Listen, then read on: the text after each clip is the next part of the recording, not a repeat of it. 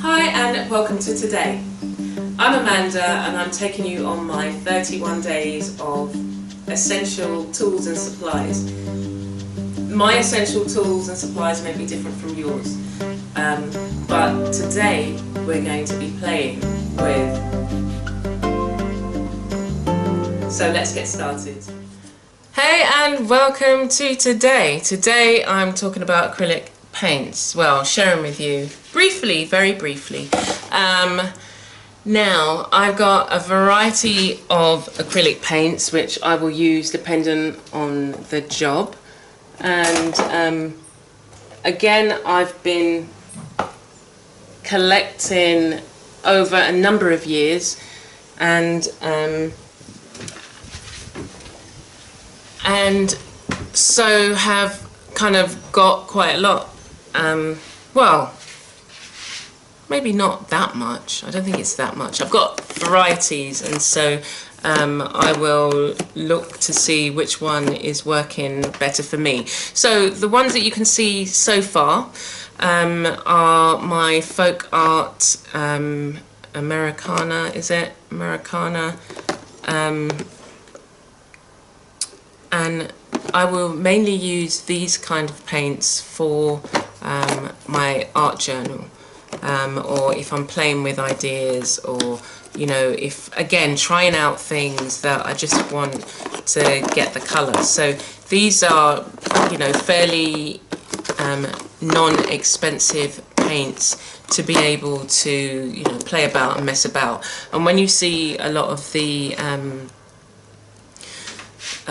art journal pages, the majority of them are utilising these, and it's amazing what you can do with some of the supplies.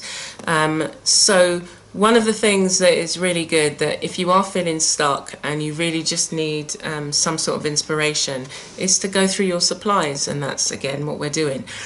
So I find that, you know, like looking through my acrylic paints, looking at some things that I might not have used for a while, also kind of kickstarts the creative process. So I've got some that are acrylic and some that are translucent paints, and so they go on and they're like they're not as opaque and they have like a silky feel. And it's these particular ones I started using. These are the ones that I brought when I was stenciling. So I would use the stencil brushes that you would have seen from one of the videos, and these, and they go on really nice, especially on, I guess, if the wall is painted in like vinyl silk, so they're permanent, and you can get some really lovely highlights and blends if you blend the colours. So that's my first drawer. That would be that drawer. Then the next drawer is the ones that cost me a bit more money. The Liquitex. That's it shouldn't be in there. Anyway, so the Liquitex Finity ones, and so I use these when I'm painting. Unfortunately, where I moved to, obviously it's a lot hotter, and so some of them are dried out. Better not have done. No, they're just, oh, I've used more than I thought. So these I would use on the mixed media paintings that I do. But again, you know, I mix and match. If there's a colour that I have, like I love these Caribbean, like this colour, Caribbean, this is by Apple Barrel. But it's a matte paint, so I might combine it with something else, dependent.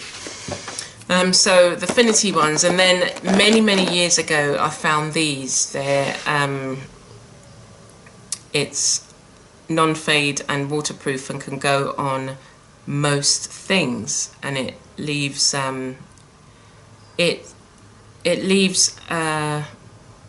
it's waterproof, so you can't, like, you know, once it's on, it's on. So I brought these, and they were going cheap in a shop, and I thought to myself, I've never used these before, so why not? and I still haven't used them. They're still good, but I was having problems with the lids, getting the lids off. So that would be a project for, let me have a clear out, let me see if this paint is good. But again, that's one of the things that I would do. I would, you know, spend time playing. And then I found these as well. They're Carrot Stadler. Anyway, these. And these are like a wax, it's beeswax. It's got beeswax in the paint. And I was just like, oh my gosh, you know, but when I first started out, it was just like, oh no, I can't use these yet, they're too good.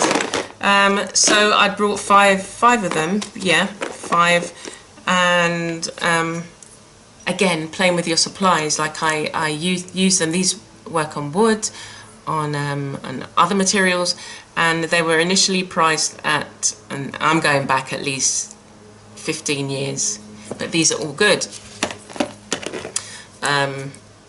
Oh, I can't get that one open. Oh my gosh. Okay, here's one. So they're quite thick. They're quite thick. So that would be another activity, just looking at the thickness of the paints and seeing the colours, doing colour swatches, because that's like quite a useful thing that you can do with your paints. But look how creamy. As I say, the texture and stuff is really important for me. So it's like a liquid, it's a water-soluble liquid wax, that's what they are. And they come in a range of colours, but I don't even think that they do them anymore. I think it's been discontinued. This also houses my water mixer, water-soluble oil paints. I'm just squeezing them just to make sure that they haven't got hard. So just bits and pieces, but this is where I would keep these main things. And then the other one that I've got here are the Liquitex Basics and the Heavy Body Liquitex. So these are kind of graduate student grades, and then these are the professional ones. So these will, you know, be used. They're used on my main paintings, and these are the ones I started out with. I had loads of these. I don't know whether I've got another. Yeah, so I've got another one here with the Liquitex. I kept all the Liquitex heavy body ones in here, so this has been mixed up. That shouldn't be in there.